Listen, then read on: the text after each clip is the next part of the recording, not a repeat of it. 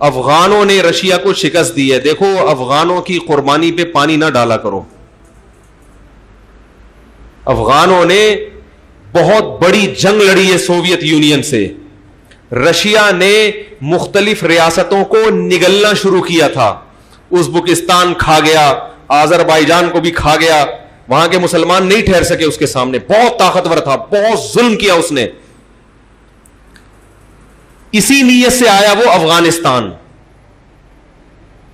لوگ کہتے ہیں امریکہ اور روس کی جنگ تھی, تو اس وقت کیوں نہیں چھڑی گی جب آذربائیجان میں روس آ گیا تھا؟ اس وقت روس اور امریکہ نے جنگ کیوں نہیں چھڑ دی؟ نہیں یاری سمجھ میں کیا کریں بھائی. جب ترکمانستان پہ روس نے قبضہ کیا تو اس وقت امریکہ نے جنگ کیوں نہیں چھیڑ دی؟ رشیا کے مقابلے میں کیوں نہیں آ گیا؟ ہوا یہ ہے کہ جب افغانستان آیا رشیا اور اس نے افغانستان میں بھی مکمل تسلط قائم کیا, تو اس کو یہ خواب و خیال میں بھی نہیں تھا کہ مجھے یہاں سے واپس جانا پڑے گا, کیونکہ اس نے سوچا تھا میں اتنی بڑی بڑی ریاستوں کو ہڑپ کر گیا, اس کو بھی ہڑپ کر چکا ہوں. یا تو شروع میں ہو جاتا نا بھائی, شروع میں لڑ کے مجھے گھسنے ہی نہ دیتے, اب تو گھس کے ہر محکمے پہ قبضہ کر لیا میں نے. افغانوں نے الحمدللہ غلیلوں سے اور پتھروں سے لڑائی کا اور آغاز کیا. وہیں کے مدارس کے علماء طلبہ اور جو لوگ دین سے جڑے ہوئے تھے. افغان آرمی بھی کس سے مل گئی تھی؟ رشیا کے ساتھ. حکومت بھی اس سے مل گئی. ایسے موقع پہ اسباب کی دنیا میں لڑنا ممکن نہیں ہے, مگر افغانوں کی عظمت کو کروڑ مرتبہ سلام. 16 لاکھ سے زیادہ انسانوں کی قربانی دی اور روس کے تسلط کو برداشت نہیں کیا. اور وہ ہاتھی جو اپنے پنجے گاڑ چکا تھا, اس ہاتھی کسی کے اوپر پاؤں رکھ کے کھڑا ہو جائے نا تو منت سماجت کر کے تو اس کو ہٹایا جا سکتا ہے. ہم نے یہ منظر دیکھا ہے تھائی لینڈ کے جنگلات میں. ہاتھی جب سامنے آگے کھڑا ہوتا تھا نا تو وہاں ہوش ہوش کرنے پر پابندی تھی, ٹھیک ہے نا. جیسے بلی آ جائے نا ہوش کر کے بگاؤ, کتا ہے تو آپ ہوش ہوش کرو, ڈر جاتا ہے. ہاتھی جب غصے میں ہو اور سامنے آ جائے تو وہ ہوش ہوش سے یہ نہیں کہ چل یہاں سے بھاگ, وہ ایک سونڈ لہرائے گا اٹھا کے پھر. اس کا طریقہ ہوتا امن شانتی کے ساتھ تمیز سے. آپ ایسے کھڑے ہو جاؤ اور قومی ترانہ شروع کر دو بہت, کیونکہ وہ تو ہاتھی ہے, اس کے لیے قدم آگے رکھنا آسان ہے, قدم اٹھانا مشکل ہے. اور آپ اس کے قدم کو ایسے اٹھاؤ ہاتھ سے پکڑ کے, وہ تو دوسرا قدم بھی رکھ دے گا.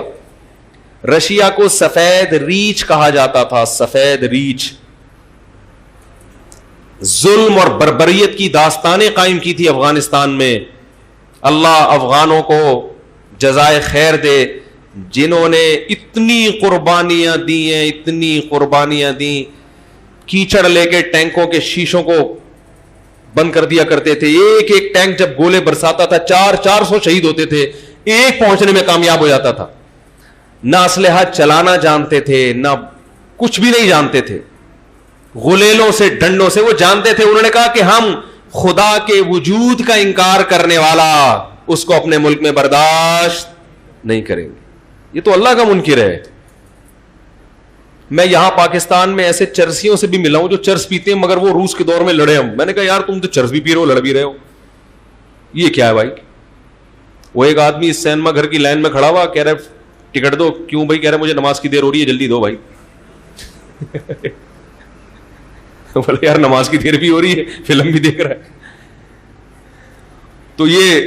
تو میں نے کہا یہ چرس بھی چل رہی ہے اور تم بول رہے ہم نے ادھر اس وقت بھی پیتے تھے. کہہ رہے مورچے میں بیٹھ کے پیتا تھا اس وقت. میں نے کہا یار مورچے میں بیٹھ کے چرس بھی پی رہا ہے اور لڑ بھی رہا ہے. کہہ رہے ہیں لڑ اس لیے رہے کہ ٹھیک ہے ہم اللہ کے نافرمان ہیں, مگر اس خدا کے وجود کا انکار کیا جا رہا ہو. وہی مثال ہے نا باپ والی کہ بھائی باپ کی بات نہیں مانتے, مگر آپ کے باپ کا کوئی گریبان پکڑ کے کھڑا ہو جائے آپ کے سامنے, پھر تھوڑی آپ کہو گے یار میں ابا کی مانتا نہیں ہوں تو کوئی بات نہیں. بولو گے بھائی میں نہیں مانتا, میرا ابا اپنے ابا سے میرا تعلق, آپ کون ہوتے میرے باپ کا گریبان پکڑنے والے؟ تو غیرت کا مسئلہ ہے. تو اس افغانی نے مجھے کہا کہ ہم اپنے دین اور مذہب کے لیے گردن کٹا دے گا. اور اس وقت امریکہ نے ایک فلم بنائی تھی کمانڈو کے نام سے, یہ پتہ نہیں کس نام سے. میں نے وہ فلم, مجھے کسی نے ڈاکومنٹری دکھائی, اس پہ کلپ آ جائے گا, فلمیں دیکھتے ہیں. اس میں کوئی عورت نہیں تھی, وہ ایک پی کے فلم پہ میں نے تھوڑا سا تبصرہ کیا تھا, حالانکہ وہ بھی میں نے نہیں دیکھی, وہ بھی کسی نے مجھے شارٹ کلپ صرف اس کے ایمان افروز تقریر جو کی تھی نا اس کی دکھائی, تو اس پہ اتنا تماشا بن گیا تھا. تو امریکہ نے اس وقت فلم بنائی تھی, اس وقت اس فلم میں دکھا, عورت نہیں تھی اس فلم میں کوئی, میں نے اس کی کلپ دیکھے ہیں, اس کا اردو ترجمہ بھی ہے.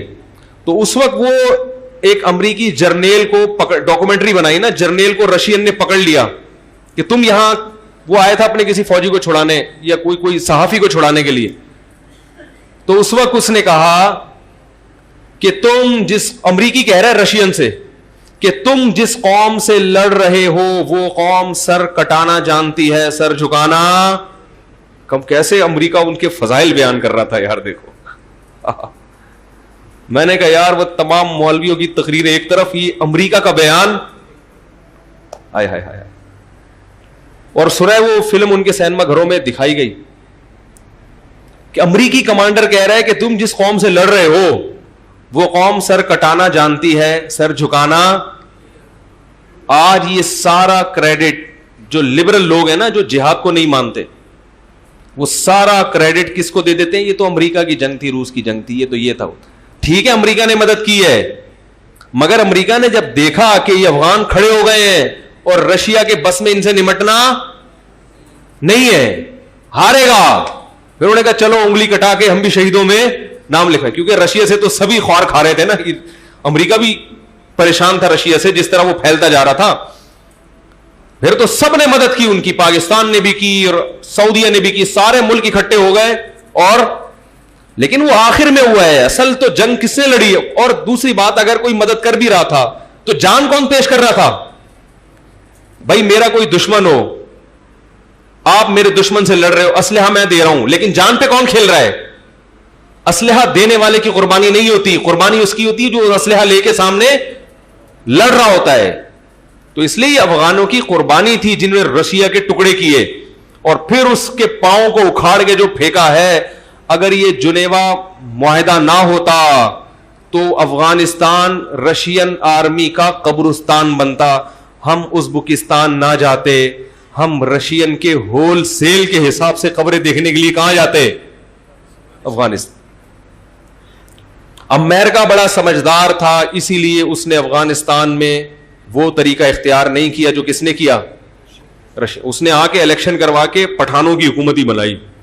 ٹھیک ہے جو مرضی سیاست کی اس نے, لیکن اس نے کہا پنگے بازی, ٹھیک ہے نا, ڈائریکٹ اس طرح سے پنگے بازی صحت کے لیے نقصان دہ.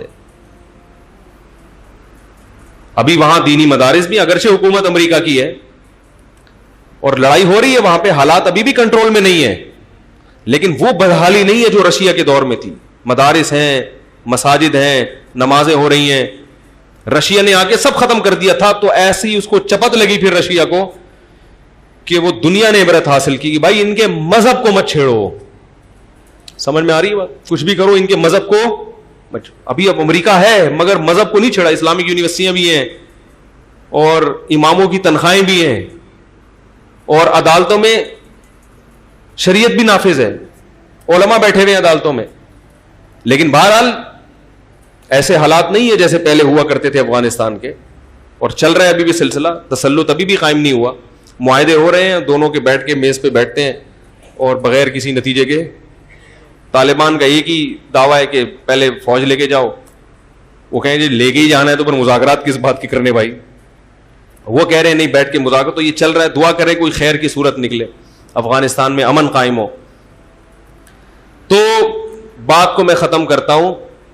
تو جب افغانوں نے اس کے قدم کو اکھاڑا ہے تو الحمدللہ پھر وہ اپنے ہی ملک میں پنپنے کے قابل. اور یہ تو رشیا نے بڑا اچھا کیا کہ ان ریاستوں کو خود سے اس نے آزادی دے دی. اگر آزادی نہ دیتا تو یہ افغانی رشیا کی سرحد میں ان لوگوں کے ساتھ مل کے اس ملک میں گھس کے روسیوں کو مارتے اور وہ بھاگتے. وہ کہتے ہیں ہم نے وہاں تو پٹائی کھائی ہے, کم از کم یہاں تو چھوڑ دو ہمیں. تو رشیا نے بڑی سمجھداری کی, بولا جو جو ملک کو آزادی چاہیے بھائی لے لو یار. تو یہ سارے کنٹریز آزاد ہو گئے, ازبکستان, ترکمانستان.